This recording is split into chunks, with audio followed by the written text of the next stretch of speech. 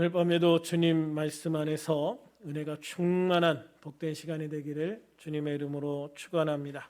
지난주에 오늘 본문인 시편 143편 1절부터 6절을 통해서 다윗의 기도하는 자세 세 가지를 말씀을 드렸습니다. 첫째, 다윗은 하나님께 의로 응답해 주실 것을 간구했습니다. 둘째, 다윗은 하나님의 은혜를 구했습니다. 셋째, 다윗은 하나님께 자신의 고통을 아뢰어 기도했습니다. 오늘은 지난주에 이어 다윗의 기도로부터 몇 가지를 더 나누려고 합니다. 넷째, 다윗은 하나님으로부터 위로받기를 기도했습니다. 본문 4절을 같이 읽겠습니다. 시작. 그러므로 내 심령이 속에서 상하며 내 마음이 내 속에서 참담하니이다. 아멘. 이 세상을 사는 모든 사람들은 예외 없이 다 그 마음속에 크고 작은 상처들을 가지고 있다라고 말합니다. 이 세상을 살아가면서 마음에 상처받지 않고 살아갈 수 있는 사람이 없기 때문이다라고 말해요. 그래서 우리는 서로 상처를 주고 때로는 상처를 받으며 살아간다는 겁니다. 여의도 손목음교회 이영훈 목사님의 설교를 보면 내적 치유 세미나라고 마음에 상처 입은 그리스도인들을 치료하는 세미나가 있는데 거기 가서 이야기를 해보면 참석한 많은 그리스도인들이 한 사람도 빼놓지 않고 다 상처들이 있더라라고 말씀을 하십니다. 그런데 그 상처의 기억들이 과거로 거슬러 올라가는데 지금 나이가 50세가 다 된 분이 3살 때, 4살 때 상처받은 걸 다 기억하더라는 거예요.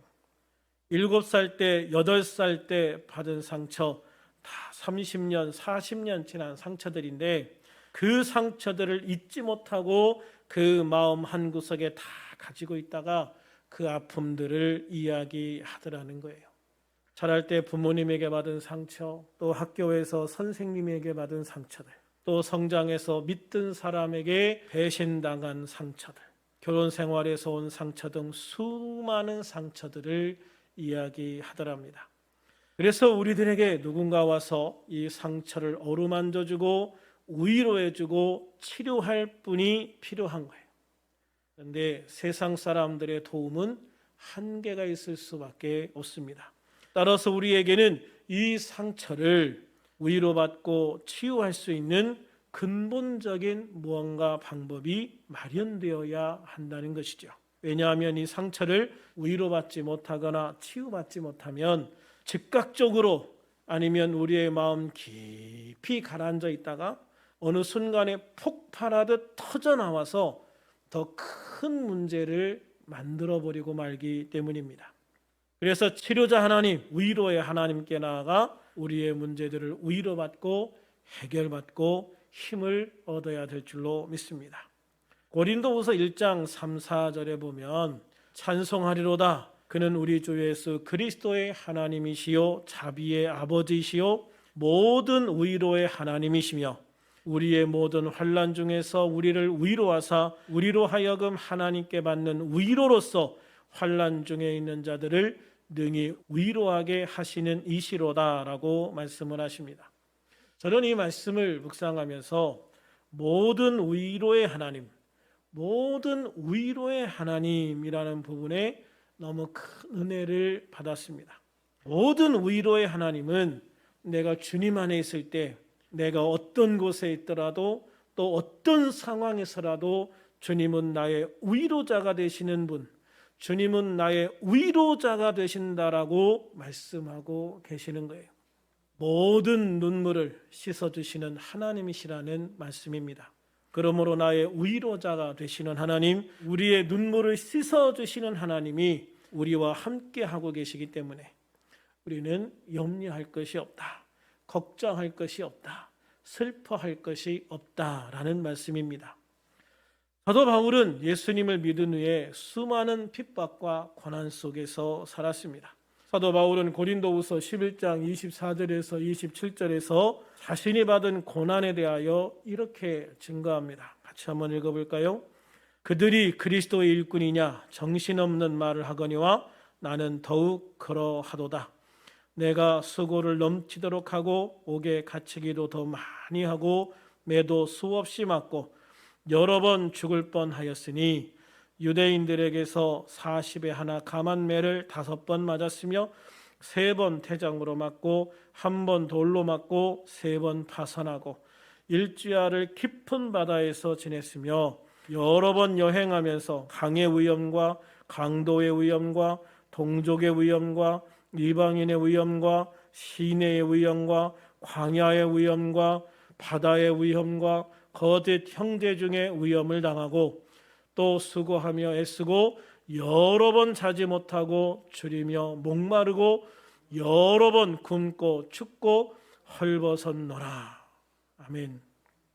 사도 바울은요, 이 모든 환난 가운데, 이 모든 절망 가운데, 핍박 가운데에서 오직 주님만 믿고 의지하고 이 모든 어려움들을 이겨냈다라고 말하는 것입니다. 결국은 승리했다라고 말씀하고 계신 겁니다. 고린도후서 1장 4절에서 바울은 이렇게 고백합니다. 우리의 모든 환난 중에서 우리를 위로하사 우리로 하여금 하나님께 받는 위로로서 모든 환난 중에 있는 자들을 능히 위로하게 하시는 이시로다. 할렐루야. 그렇습니다. 바울은 본인이 당하는 모든 환난을 긍정적으로 해석을 합니다. 이 모든 환난을 통해서 주님의 은혜를 체험하게 되지 않았느냐. 그러니 이제 우리 주위에서 우리처럼 고난당하는 사람, 슬픔 당하는 사람들을 위로할 수 있게 하신 주님의 은혜에 감사한다라고 고백을 하는 거예요. 주님이 우리 삶 가운데 오셔서 우리의 상처를 어루만져 주시고 위로해 주시고 새로운 희망과 용기를 불어넣어 주시는 은혜를 바울은 이미 다 경험을 했기 때문입니다. 그래서 고린도후서 1장 5절에서 바울은 그리스도의 고난이 우리에게 넘친 것 같이 우리가 받는 위로도 그리스도로 말미암아 넘치는도다라고 고백을 합니다. 예수님을 믿는 믿음 때문에 고난을 받아보니 주님께서 주시는 위로가 얼마나 큰지를 이제야 알겠다라고 고백하고 있는 것이죠. 그래서 시편 142편 3절에서 다윗은 내 영이 내 속에서 상할 때에도 주께서 내게를 아셨나이다라고 고백하고 있는 거예요. 내 영이 내 속에서 상할 때에도 주께서 내게를 아셨나이다. 그렇습니다. 주님이 주시는 위로를 경험하고 주님이 주시는 은혜를 경험하고 주님이 주시는 능력을 경험하면 주님께서 나를 얼마나 잘 아시는지 그때서야 알게 되어지는 것입니다. 주님은 내가 한 번도 입 밖에 내보지 못한 아픔들, 슬픔들, 절망들을 나보다 더 잘 아셔서 만져주시고 위로해 주시고 소망으로 채워주시는 것입니다. 그래서 예수님은 마태복음 11장 28절에서 수고하고 무거운 짐진 자들아 다 내게로 오라 내가 너희를 쉬게 하리라 라고 말씀하시는 거예요. 그렇습니다. 우리가 세상에서 여러 가지 일로 상처받고 괴로울 때 예수님께 위로받고 치유받기 위해서 주님 앞에 나와야 될 줄로 믿습니다. 그리고 주님 앞에 나의 모든 문제를 다 내려놓고 기도해야 합니다. 예수님은 우리의 영혼을 치료하시는 의사 중에 의사이시기 때문입니다. 다섯째, 다윗은 하나님이 베풀어 주시는 은혜를 되새기며 기도했습니다. 5절 같이 읽어볼까요? 시작. 내가 옛날을 기억하고 주의 모든 행하신 것을 읊조리며 주의 손이 행하는 일을 생각하고. 여기서 다윗은 주님께서 과거에 그와 이스라엘에게 행하신 일에 대해서 떠올리며 추억하고 있습니다. 본문에 보면 다윗은 기억하며 읊조리며 생각하고와 같은 단어들을 3번이나 반복해서 사용하고 있어요. 이것은 하나님께서 자신에게 베풀어 주신 은혜를 단순히 회상하는 게 아니라 곱씹어 생각하고 있음을 고백하고 있는 거예요. 다윗이 이스라엘의 위대한 왕이지만 그 위대한 왕을 만들어 주신 분이 누구인가 하는 거예요. 하나님이십니다. 할렐루야. 하나님이 다윗을 만들어 주신 거예요. 다윗은 본래 자기 가정의 중요한 일에도 초청받지 못할 만큼 미미한 존재에 불과했어요. 사무엘이 아버지 이새의 집에 방문했을 때 이새는 막내 아들 다윗을 부르지조차 않습니다. 다윗은 그 중요한 날에 들에서 양을 치고 있었습니다. 아버지는 다른 아들이 더 없느냐는 사무엘의 말을 듣고 나서야 마지못해 막내 아들이 있는데 그는 들에서 양을 치고 있다라고 말합니다. 그렇게 다윗은 자신의 집에서조차 인정받지 못하던 그런 변변치 못한 아들에 불과했었습니다. 그런 다윗을 하나님께서는 이스라엘의 왕으로 세우시고 높이신 겁니다. 이스라엘이라는 민족 또는 나라를 보더라도 그렇습니다. 하나님께서는 애굽의 노예 생활을 하던 그들을 모세를 통해서 불러내시고 도저히 정복할 수 없는 땅을 하나님의 은혜로 주셔서 그들이 살게 하신 것입니다. 또 이스라엘 땅에 정착한 후에도 블레셋과 주변 나라들에게 끊임없이 괴롭힘을 당하던 그들을 다윗을 통해서 다 굴복시키게 하시고 그 지역의 패자로 군림하게 하셨습니다. 사실 이 기도를 하고 있는 다윗은 지금 어둠과 절망에 처해 있었을 때였습니다. 그런 절망과 어둠 속에 있는 다윗에게 하나님은 과거 자신을 세우시고 나라를 세우신 하나님의 은혜를 기억하게 하심으로 마음을 위로하고 힘을 주실 뿐만 아니라 다시 하나님을 굳게 잡고 믿음으로 서도록 격려하고 계신 것입니다. 여러분, 우리에게 가장 큰 불행은 하나님이 나에게 주셨던 은혜들을 잊어버리는 겁니다. 그래서 요한계시록 2장 2절에서 5절에 보면 다른 모든 것을 다 갖췄어도 처음에 주님이 주셨던 사랑을 잊어버리면 절대 안 된다라고 강조하고 계십니다. 같이 한번 읽어볼까요? 시작. 내가 내 행위와 수고와 내 인내를 알고 또 악한 자들을 용납하지 아니한 것과 자칭 사도라 하되 아닌 자들을 시험하여 그의 거짓된 것을 내가 드러낸 것과 또 내가 참고 내 이름을 위하여 견디고 게으르지 아니한 것을 아노라. 그러나 너를 책망할 것이 있나니 너의 처음 사랑을 버렸느니라. 그러므로 어디서 떨어졌는지를 생각하고 회개하여 처음 행위를 가지라. 만일 그리하지 아니하고 회개하지 아니하면 내가 내게 가서 내 촛대를 그 자리에서 옮기리라. 여러분, 에베소 교회는 행위에 있어서는 완전한 교회였습니다. 그냥 겉으로 보면 아주 이상적인 교회에 가까운 것이 바로 에베소 교회였습니다. 그들은 모든 환난 속에서 인내했고 이단들을 모두 분별해서 쫓아냈습니다. 모든 고난 속에서 믿음을 지켰습니다. 또 게으르지 않고 열심을 내어 주님을 섬겼습니다. 그러나 그러한 그들에게 단 한 가지 책망할 것이 있다. 단 한 가지 책망할 것이 있다. 처음 사랑을 잊어버린 것이다 라고 말씀합니다. 처음 예수님을 믿었을 때 받았던 그 은혜의 기억을 이들은 잊어버리고 만 것입니다. 주님은 에베소 교회에 너희들이 처음 예수님을 믿었을 때 받았던 그 은혜의 감동들, 하나님의 사랑에 대한 감정에 대한 기억들을 다시 회복해야 한다라고 강조하시면서 말씀하시는 거예요. 만약 그것을 회복하지 못한다면 너희들에게 주었던 사명도 기회도 다 빼앗기고 잃어버릴 것이다 라고 경고하고 계십니다. 시편 50편 22절에도 보면은요, 하나님을 잊어버린 너희여 이제 이를 생각하라. 그렇지 아니하면 내가 너희를 찢으리니 건질 자가 없으리라 라고 경고하십니다. 하나님을 잊어버렸다는 것은 하나님이 주신 사랑, 하나님이 주신 은혜를 잊어버렸다는 것입니다. 그렇게 하나님이 주신 사랑, 하나님이 주신 은혜를 잊어버리면 하나님은 우리를 찢어버리시겠다라고 경고하시는 거죠. 엄청난 경고예요. 진짜 무서운 경고거든요. 하나님께서는 왜 이렇게 촛대를 옮기신다든지 찢어버리신다든지 하는 과격한 표현을 사용해서 우리를 경고하시는가? 하나님께서 베풀어 주신 은혜를 기억하는 사람이 가혹하고 때론 무서운 고난과 연단의 시기를 지날 때에 좌절하거나 낭망하지 않고 끝까지 인내하며 승리할 수 있는 사람이기 때문입니다. 반대로 주님의 그 은혜에 대한 기억들, 하나님의 사랑에 대한 기억들을 잃어버린 사람은 작은 고난도, 작은 연단에도 무너져버리고 결국은 떠나버릴 수밖에 없기 때문에 그렇습니다.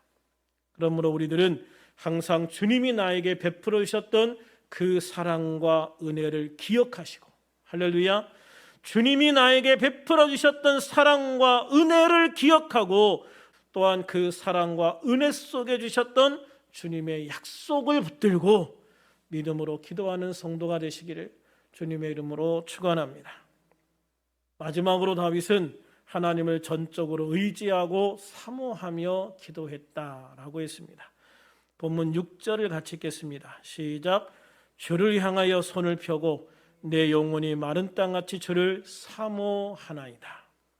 손을 편다는 것은 하나님을 향한 절대적인 의존을 나타내는 거예요. 하나님 나를 도와주세요. 하나님 이 손 잡아주세요. 하나님 이 손 이끌어주세요. 하나님 나를 도와주세요. 하나님을 향해서 내 손을 펴는 것입니다. 마침 어린아이가 힘들 때 엄마에게 도와달라고 자연스럽게 손을 뻗듯이 인생의 절대자 되신 하나님을 절대적으로 믿고 의존한다는 또 다른 신앙의 표현인 것입니다.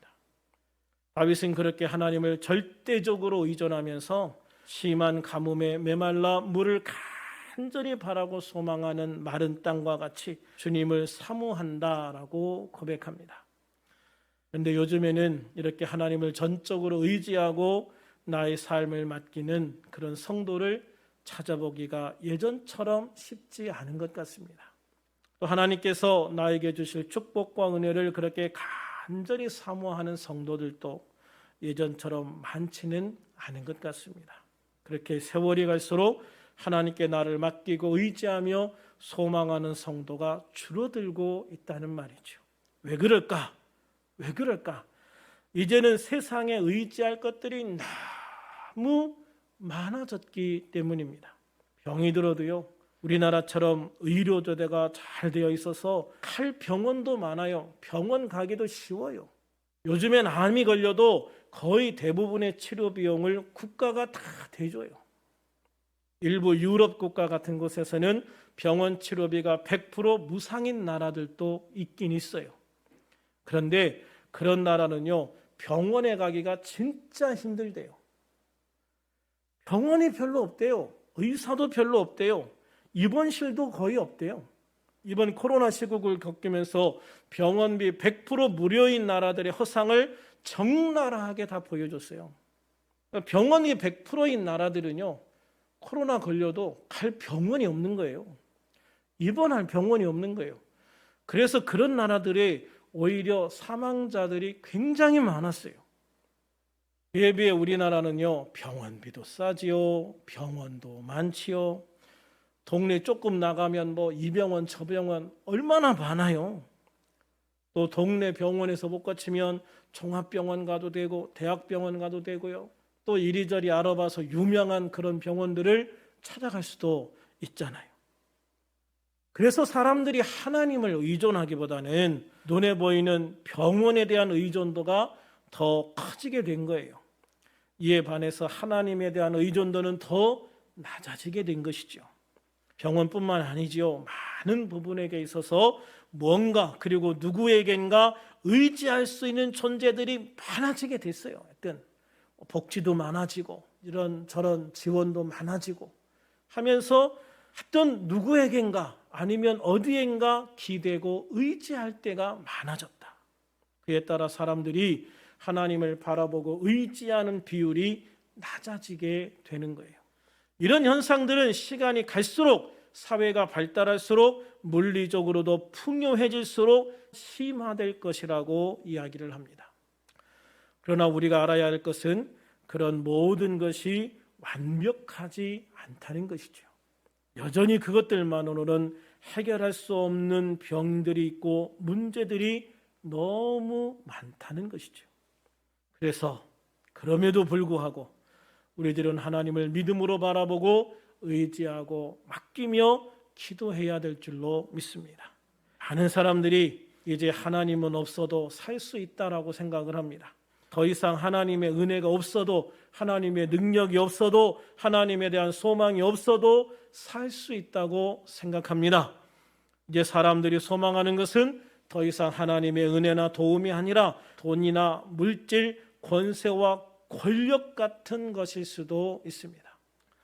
마태복음 7장 6절에서 예수님은요, 거룩한 것을 개에게 주지 말며 너희 진주를 돼지 앞에 던지지 말라. 그들이 그것을 발로 밟고 돌이켜 너희를 찢어 상하게 할까 염려하라 라고 말씀을 하십니다. 이 말씀은 그 가치를 알지 못하고 주어진 가치를 사용할 줄 모르는 사람들에게 헛되이 주님의 은혜도 능력도 소망도 주시지 않겠다라는 말씀인 거예요. 주님은 하나님이 주시는 은혜의 가치를 알고 간절히 사모하는 성도들에게 그 은혜를 나누어 주시겠다고 말씀하시는 거예요. 그래서 잠언 8장 17절에 나를 사랑하는 자들이 나의 사랑을 입으며 나를 간절히 찾는 자가 나를 만날 것이니라 라고 말씀을 하시죠. 그러므로 우리들은 하나님의 은혜를 얼마나 가치 있게 여기고 소중하게 생각하는지를 나 자신이 스스로 그렇게 점검하고 돌아보아야 합니다.